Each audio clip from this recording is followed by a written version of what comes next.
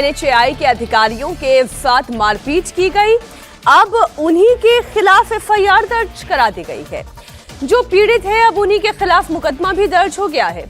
चमियाना पंचायत से वार्ड सदस्य निहाल ठाकुर ने एनएचएआई के प्रोजेक्ट मैनेजर अचल जिंदल और साइट इंजीनियर योगेश पर रास्ता रोकने और अभद्र भाषा का इस्तेमाल करने का आरोप लगाते हुए शिकायत दर्ज कराई है।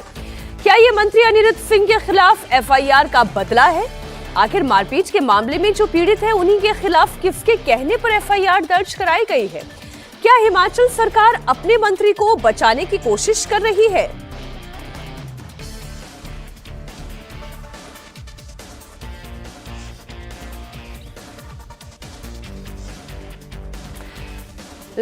रास्ता रोकने, अभद्र भाषा का इस्तेमाल करने का आरोप लगाया गया। एनएचएआई मैनेजर इंजीनियर ने मंत्री के खिलाफ एफआईआर दर्ज कराई। हिमाचल में एनएचएआई अधिकारियों से मारपीट के मामले में नया ट्विस्ट आ गया है।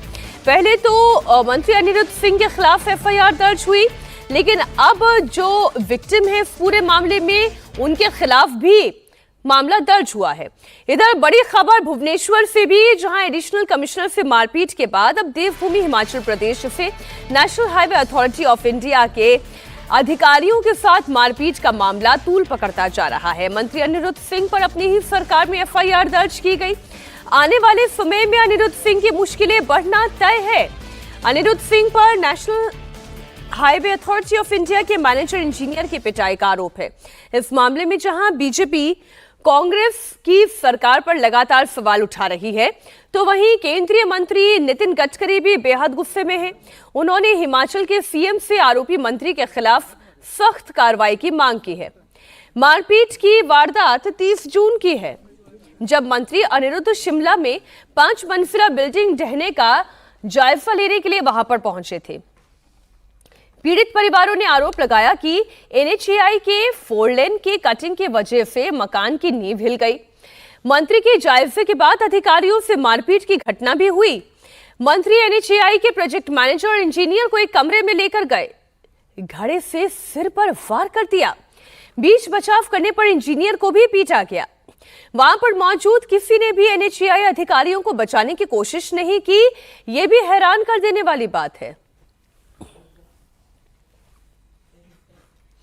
तो मंत्री अनिरुद्ध सिंह पर भी मामला दर्ज हुआ है, तो वहीं जो एनएचएआई के अधिकारी हैं उनके ऊपर भी मामला दर्ज किया गया है। अब कौन किसे बचाने की कोशिश कर रहा है, ये तो पूरी जांच जब हो जाएगी तभी सामने आ पाएगा।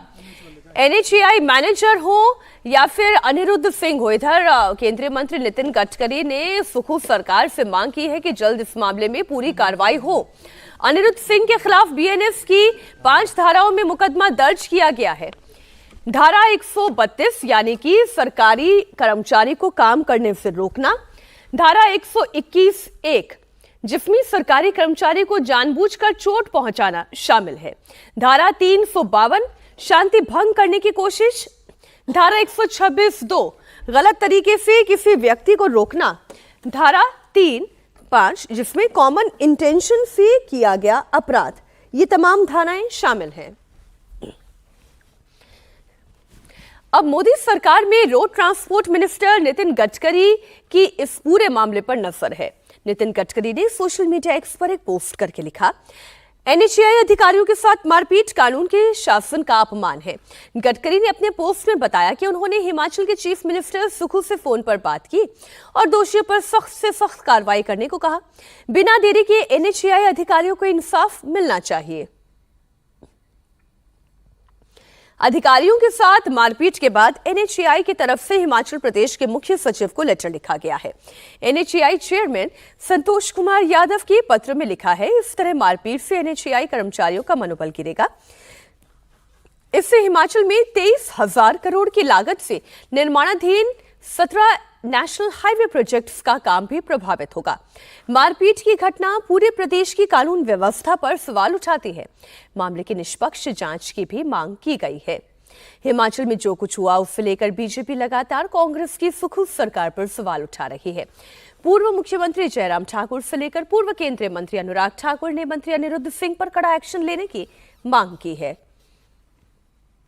जो मंत्री उस सरकारी घटना में शामिल था जहां मारपिटाई की गई। मंत्री ने स्वयं अपने हाथों से की है, ऐसा भी लोग बता रहे हैं। और बताया जा रहा है कि मीडिया के लोगों ने बचाने की कोशिश की, मीडिया वालों को कैमरे रोक दिए गए।